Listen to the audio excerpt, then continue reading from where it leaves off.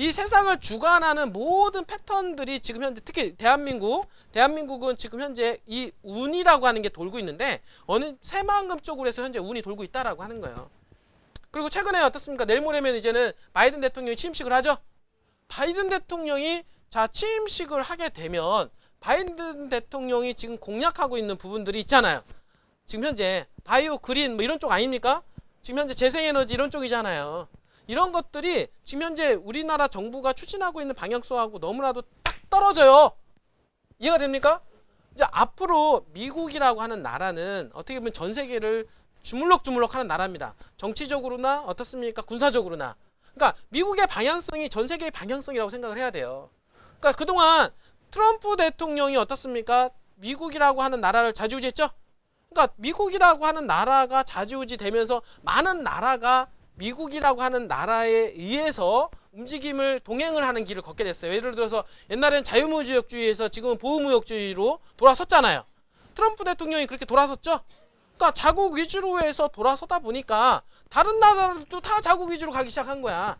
이 부분들이. 그렇지 않나요? 미국이 그렇게 하면 다른 나라들도 다 그렇게 갑니다. 이 부분들이. 그런데 지금 현재 바이든 같은 경우는 어떤 식이냐면 보호무역주의, 물론 이런 기조가 계속해서 왔기 때문에 금방 하루아침에 이루어지진 않지만 깨지진 않지만 다자무역주의입니다. 그 다음에 동맹을 어떻습니까? 우선시하고 지금 트럼프 대통령은 동맹보다는 돈이 우선이거든요. 이 부분들이. 그러다 보니까 우리나라하고 일본하고 어떻습니까? 간격이 많이 떨어졌어요? 안 떨어졌어요? 원래 한국하고 일본하고 미국은요 혈맹이라고 혈맹. 원래 북한하고 중국하고 있잖아요. 그 러시아하고 혈맹인 것처럼 그 다음에 우리나라하고 일본하고 미국은 혈맹이에요. 혈맹. 자유민주주의 있잖아요. 자유민주주의를 수호하는 그 다음에 사회주의를 수호하는 이 두 개가 양반돼서 어떻습니까? 이 강대국이 만들어졌단 말이에요. 이 부분들이. 그러나 어떻습니까? 미국 트럼프 대통령이 되는 가운데 어떻습니까? 보호무역주의 그 다음에 어떻습니까? 이런 어떤 정책으로 인해서 지금 어떻습니까? 일본하고 우리나라도 관계성이 좀 흐트러진 거는 있죠. 맞잖아요. 그런데 지금 이 관계를 다시 회복을 시키려고 노력을 또 할 겁니다. 이 부분들. 왜냐하면 동맹이 뭉쳐 있을 때 미국의 힘이 더 세진다라고 생각하는 게 바이든이에요. 이 부분들이. 그래서 이번에 미국이 다시 취임식을 하게 되면 지금 바이든이 취임식을 하게 되면 어떻게 되냐면 좀 더 다자무역주의 위주로 해서 또 많이 갈 거고 동맹은 어떻습니까? 하나가 돼야 된다라고 하는 그런 부분들로 더욱더 가속도가 붙기 때문에 어떻게 보면은 문재인 정부가 더 어려워질 수도 있어요. 이 부분들이. 왜냐하면 지금 중국 쪽으로 자꾸 이쪽으로 사회주의 쪽으로 가려고 하잖아요. 그쵸? 사회주의 쪽으로 자꾸 가려고 하는데 어떻습니까? 미국에서 그걸 못 보죠. 용납하지 못하니까 동맹을 우선시하기 때문에 어떻습니까? 자유민주주의와 사회주의에서 양분의 갈등이 더욱더 심해질 가능성이 상당히 높죠. 이 부분들이. 머리가 좀 아프다. 한마디로 말해서 이런 부분들이. 그러나 어떻게 되냐면 이 전체적인 큰 흐름을 볼 때는 어떻습니까? 미국은 그런 다자무역주의와 그 다음에 어떻습니까? 점점점 글로벌 쪽으로 해서 뻗어나가는 추세이기 때문에 그런 추세에서 본다라고만 우리하고는 딱 맞은 거예요. 왜냐하면 우리나라는 좀 보호무역주의가 잘 안 맞아요. 왜냐하면 우리나라는 어떻습니까? 이게 우리 수출로 먹고 사는 나라잖아요. 그쵸? 지금 우리나라는 수출을 많이 해야 우리나라가 강대국이 돼요. 이 부분들이. 그러니까 보호무역주의 하에서는 어떻습니까? 한계가 있다고. 그러니까 자꾸 이제 뻗어나가서 수출을 많이 해야 되는 그런 상황이기 때문에 어떻습니까? 점점 그렇게 점점 우리나라 이제는 이 수출에 좀 더 강도가 높아질 것으로 예상이 되고요. 그러니까 지금 바이든이 들어올 수 있는 가능성이 열리다 보니까 우리나라 주식시장이 좋아져요? 안 좋아져요? 좋아지고 있는 것도 그런 부분일 수도 있다라고 하는 거죠. 이런 부분들이. 그러니까 항상 장단점은 있어요. 이 부분들이. 장단점은 있는데 현재 바이든이 꾸리고 있는 어떤 정책을 보게 되면 특히나 아까 얘기했던 대로 그 그린이라고 하는 재생에너지 이런 부분 있잖아요. 환경과 재생에너지를 생각하는 가운데 기업을 꾸려가는 거예요. 이런 부분들이. 예전처럼 화성, 뭐 석탄이라든지 뭐 이런 쪽에서 벗어나서 왜냐하면 요즘 알겠지만 뭐 지금 환경 오염 문제라든지 지금 현재 이런 어떤 기후 변화 이런 것들 생기는 게 뭐 때문에 생긴다고 그래요? 다들 어떻습니까? 이게 오존층이 파괴되고 환경이 오염이 돼서 생긴다고 하잖아요. 그래서 지금 탄소 배출이라든지 이런 것도 줄이고 탄소 제로를 우리가 선언을 할 정도로 탄소 배출량을 줄여서 환경을 생각하는 가운데 기업을 만들어내자. 그래서 4차 산업이 나오는 겁니다. 여러분들이. 왜냐면 4차 산업은 굴뚝혁명이 아니잖아요. 그쵸? 그러니까 이게 전체적인 시대 흐름이 앞으로는 그 어떻습니까? 산업혁명이 지금 일어나는 가운데 이제 앞으로 4차 산업이 주도할 수밖에 없는 게 환경을 생각할 수밖에 없기 때문에 그래요. 그러는 가운데 4차 산업혁명과 그 다음에 재생에너지, 지금 현재 환경을 중시한 재생에너지 있잖아요. 그게 우리나라 지금 새만금에 어떻습니까? 어떻습니까? 수상태양광이라든지 육상태양광이라든지 그 다음에 풍력 있잖아요. 이런 것들로 에너지원을 조달해 준단 말이에요. 기업이 운영할 수 있게끔. 맞죠? 이런 것들이 하나가 코드화가 되고 새만금은 4차 산업혁명의 전진기지로 우뚝 서기 때문에 이런 모든 것들의 기운이 어디로 가고 있습니까? 새만금으로 현재 몰려가고 있다라고 하는 거예요. 알겠어요? 미국의 정책적인 흐름과 우리나라 정책이 모든 게 하나가 궁합이 되어서 이루어지는 게 새만금이고, 새만금에 대한 정부에서 생각하는 게 4차 산업혁명의 전진기지일 뿐만 아니라 지금 현재 하고 있는 재생에너지의 메카잖아요. 두 개가 너무나도 딱 떨어지는 가운데 지금 새만금이 성장을 하고 있단 말이에요. 엄청나게 성장하고 있지 않나요? 지금 현재?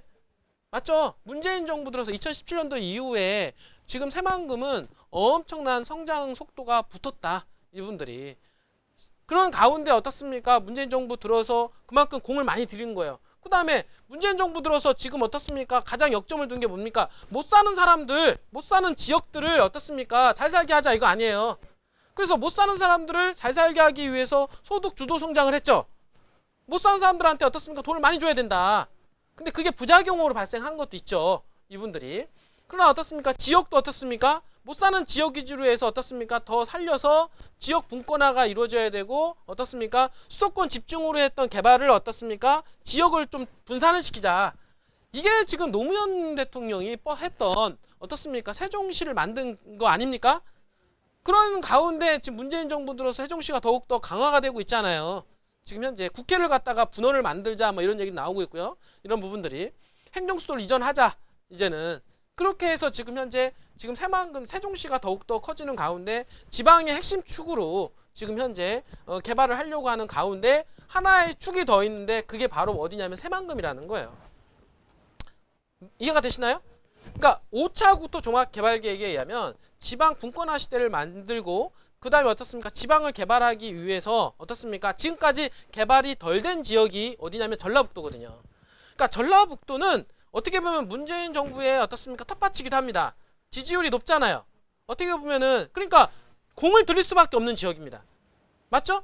거기에다가 지금 명분도 되는 이유가 5차 국토 종합개발계획에 의하면 아직 덜 개발된 지역들 개발할 수 있는 명분까지 되잖아요. 그러면서 표까지 얻을 수가 있고 두 개를 같이 하기 때문에 어떻습니까? 이 전라북도가 어떻게 보면은 딱 궁합이 맞아서 모든 정책과 어떻습니까? 남한테 눈치를 안 봐도 되는. 왜냐면 아직까지 미개발된 지역이니까 미개발된 지역을 당연히 지역 우선주의로 개발하겠다. 그래서 이번에 어떻습니까? 이번에 그 문재인 정부 들어서 뉴딜 정책을 폈잖아요. 뉴딜 정책이 뭡니까? 디지털 뉴딜, 그 다음에 그린 뉴딜이잖아요. 그 다음에 사회 안전망인데 그런데 이번에 플러스 알파한 게 지역 뉴딜 아닙니까? 그 지역 뉴딜로서의 명분으로 해서 만든 게 어딥니까? 새만금인 거야. 그래서 그러한 명분을 만들어주고 나서 새만금을 개발시키기 위해서 지역 뉴딜 사업으로 새만금을 갖다가 어떻습니까? 역점을 두게 되는 거야. 거기에 포커스가 돼서 전라북도는 어떻습니까? 전라북도는 정부의 정책과 아주 코드를 딱 맞췄죠. 그래서 전라북도 이번에 뉴딜 정책이 나온 거 아닙니까? 이 부분들이. 그러니까 대한민국의 코드와 어떻습니까? 정확하게 보조를 맞추는 전라북도입니다. 이분들이. 그래서 전라북도가 그 코드를 맞춰가지고 역점을 두는데 어디다 맞추냐면 새만금에 중심을 두고 있다라는 거예요. 그래서 전라북도의 모든 개발 방향이 있잖아요. 그 도 개발 방향을 보게 되면 새만금이 중심이에요. 새만금이 중심이다 보니까 이번에 뭐라고 했냐면 어떻게 됐습니까? 우리가 보면은 도청이 있잖아요. 각 보면 전라북도에도 도청이 있죠. 전라북도에도 도청이 있고 전라남도에도 도청이 있고 다 있죠. 있는데 어떻습니까? 새만금에다가 어떻습니까? 새만금을 통합을 하고 어떻게 분산, 김제 어떻습니까? 부안을 갖다 통합을 만들죠. 그 다음에 거기다 뭘 만든다고 그랬습니까? 이청사까지 만들겠다라고 하는 거는 그만큼 새만금에 대한 그림이 이미 다 그려지지 않습니까? 새만금 될까요? 안 될까요? 새만금은 무조건 갈 수밖에 없다. 왜? 지금 그만큼 공들이고 있다는 거예요. 정부에서도 공들이고 전라도에서도 공들이고 전라북도에 광역시 하나는 나와야 된다는 거예요. 전라북도에 광역시가 있습니까 지금? 전라북도 없어요. 전주가 제일 크죠? 전주가. 전라남도는 광역시, 광주광역시로 끼고 있잖아요. 그쵸? 그렇지 않나요?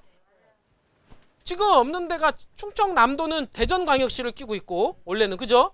충청북도는 가장 큰 동네가 청주예요. 청주. 충청북도하고 강원도 빼고는 나머지는 다 있습니다. 전라북도하고. 전라북도인데 지금 전라북도가 광역시급을 하나 만들기 위해서 지금 어디로 기회를 잡고 있냐면 새만금이라고 하는 지역을 기회로 잡고 지금 광역시급으로 동네를 키우려고 하는 겁니다. 그래서 새만금은 앞으로 뜨는 동네다 안 뜨는 동네다?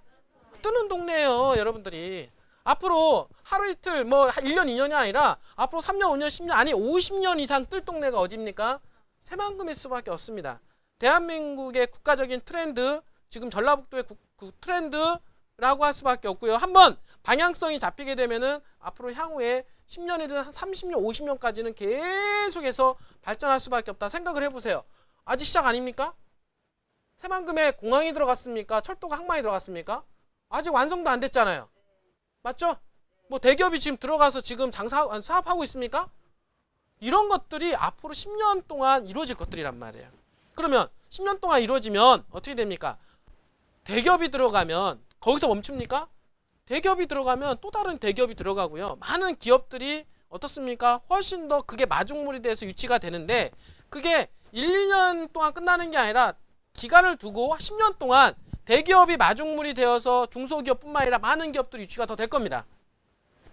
기업들이 앞으로 10년, 20년 동안은요. 이쪽으로 해서 중심으로 해서 엄청나게 늘어날 수밖에 없죠. 옛날에 우리가 경상도에 보면은 구미, 창원 이런 데 보면 그때 많은 기업들이 유치가 되면서 오늘날에 저렇게 메모드급 도시가 되지 않았습니까? 근데 지금 성장이 멈췄단 말이야. 맞죠? 왜? 산업성이 떨어져서 그래. 산업성이. 예전에는 끌고 가던 산업성이 지금은 어떻습니까? 그거로는 먹고 살기 힘들단 말이에요. 정체가 됐단 말이에요. 정체가 됐기 때문에 각 지자체에서는 인구를 늘리기 위해서 막 노력을 하죠. 그런데 아무리 노력을 해도요. 이 줄어드는 인구를 갖다가 잡을 수가 없단 말이에요. 심지어 어떤 데는 지자체는 인구가 뭡니까? 에? 자녀 출산 장려금 해가지고 1억인가 2억까지 그쵸? 이제는 그렇게 해서라도 인원을 늘리려고 하는데 그게 쉽게 안 늘어나요. 그렇게 한다 하더라도 왜? 한번 꺾이면은 그렇게 늘어나지 않습니다. 근데 지금 보면은 새만금은 어떻습니까? 이제부터는 계속 거기는 자녀 출산금 안 줘도 늘어나요. 왠지 아세요? 일자리가 늘어나니까. 일자리가 늘어나면 자녀 출산금은 어거지로 늘리는 거고 일자리를 늘리면은 당연히 어떻습니까? 사람들이 모여요 안 모여요? 당연히 모이는 거야. 근데 기업들은 더욱더 늘어나죠. 그러면 사람들은 더욱 늘어나요 안 늘어나요? 더욱더 늘어나죠. 그게 사회적인 인구거든요. 사회적인 인구는 외부에서 이동을 하는 거야. 다른 동네에서 어떻습니까? 새만금으로 이전을 하는 겁니다. 맞죠? 일단은 어떻습니까? 이전을 해가지고 기업들이 몰리고 사람들이 일자리가 만들어지고 사람들이 채워진단 말이에요. 점점점 그것들이 앞으로 10년, 20년 동안은 계속해서 기업들이 늘어날 수밖에 없죠. 그게 1, 2년으로 끝날 게 아니라는 거예요. 기업들은 한번 늘어나면 아니 생각해 보세요.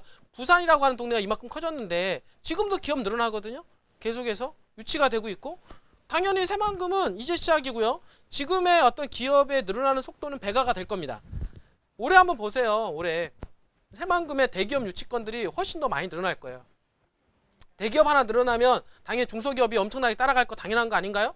이런 부분들, 이런 것들이 빈번하게 일어난단 말이에요. 지금 세종시에 들어간 기업은 이건 아무것도 아니에요. 세종시 기업, 세종시도 이만큼 기업이 늘어나서 인구가 늘어난 거거든요. 늘어났는데 앞으로 이 새만금은요. 세종시 늘어나는 인구에 비하면 늘어나는 속도도 빨라지고요. 왜냐하면 기업이 늘어나는 속도가 더 빨라질 거니까. 이분들이.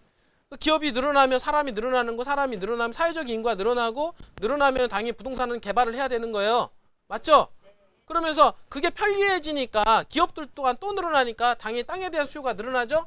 그러는 가운데 젊은 층이 많이 들어간단 말이에요. 거기는. 왜? 4차 산업혁명을 하는데 꼬부랑 할아버지가 하겠습니까?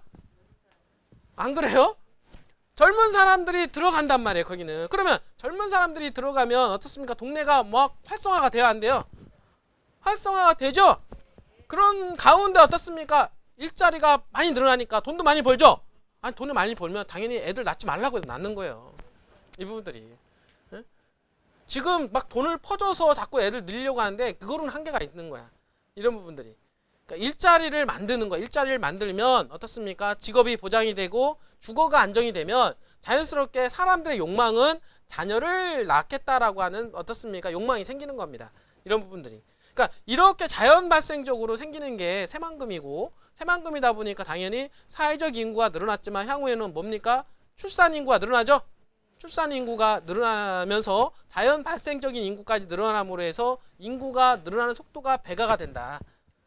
처음에는 그러니까 사회적 인구가 늘어나는 가운데 인구가 어떻습니까? 20만 명, 30만 명 정도 채워지겠죠. 맞죠? 그러면 20만 명, 30만 명 채워줘서 거기서 뭐 결혼도 하고 뭐 하고 이렇게 하다 보면은 거기서 이제 얼라도 낳고 이제 이런 수가 늘어나는 거야. 여러분들이. 지금 용인을 보세요. 용인이 지금 110만이 넘어가잖아요. 왜 용인이 110만이 들어가냐? 기업이 들어가고 젊은 층이 들어가기 때문에 그래요. 젊은 층이 늘어나니까 지금 현재 특례시로 지정이 돼서 어떻습니까? 수원시와 어떻습니까? 레벨을 같이 하잖아요. 지금 수원시하고 용인은요 레벨 차이가 엄청 났었어요. 용인시가 인구가 어떻습니까? 뭐 70만대 이렇게 할 때 수원시는 이미 다 100만이 넘어갔었던 동네야. 근데 지금 수원하고 어떻습니까? 용인하고 인구 레벨이 비슷하죠? 수원은 한 120만 명이 넘어가거든요. 근데 지금 용인은 지금 110만까지 따라왔어. 그러면 조만간에는 수원 인구하고 용인 인구가 더 비슷할 가능성이 높아요. 왜냐하면 거기 지금 수원은 어떻습니까? 광교 신도시가 개발되면서 인구가 많이 늘어났지만 여기는 용인은 어떻습니까? 플랫폼 시티뿐만 아니라 하이닉스가 들어간 지역 있잖아요. 그 지역 일대, 그다음에 포곡 일대로 앞으로 늘어날 인구가 되게 많아. 제가 보기에는 경기도에서는 탑이 되지 않을까? 인구 유입량이. 저는 그렇게 생각을 합니다. 그러니까 그거를 생각을 하고 용인시에서는 용인시청 혹시 가보셨습니까? 용인시청이 어마어마해요. 17층짜리인가래. 거기 한번 가보시면 그거를 큰 그림을 본 용인시장은 용인시청을 갖다가 서울시청보다 더 크게 만들어놨다고. 이분들이 한번 가보세요. 용인시청 얼마나 큰가 이분들이. 그러니까 미래를 보는 안목이죠. 그런 것들이 이런 부분들이. 그러니까 지금 현재 새만금은 지금 현재의 모습은 이러한 상태지만 그런데도 불구하고 땅값이 막 계속 올라가는 이유는 미래의 가치가 크기 때문에 그래요. 성장성이 엄청나게 큰 동네가 새만금이고 이러한 성장성은 하루아침에 끝날 게 아니라 어떻습니까? 10년, 20년, 30년 이상을 이어간다. 제가 보기에는 지금 개발되는 지역 중에서 가장 길게 개발될 때가 어딥니까? 새만금이에요. 여러분들. 그쵸?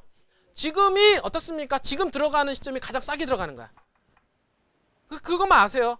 왜냐하면 거기는 광역시급이 되고 막 이렇게 되면은 있잖아요. 지금에 있는 세종시보다도 오히려 땅값이 더욱더 비쌀 동네가 되는 게 거기다라는 거예요. 지금은 나약하지만 지금 어떻습니까? 앞으로는 더욱더 창대하리라. 거기가 어딥니까? 새만금이다. 여러분들. 충분히 가능성이 있지 않나요? 여러분들 그림을 한번 잘 그려봐야 돼요. 제가 보는 땅 중에서 최고의 가치가 있는 동네가 새만금이다. 여러분들. 이거는 여러분들한테 꿈과 희망과 비전을 심어줄 뿐만 아니라 새만금을 통해서 인생 역전과 인생 대박이 날 수도 있다. 여러분들이 생각을 하셔야 돼요. 여러분들이. 알겠죠?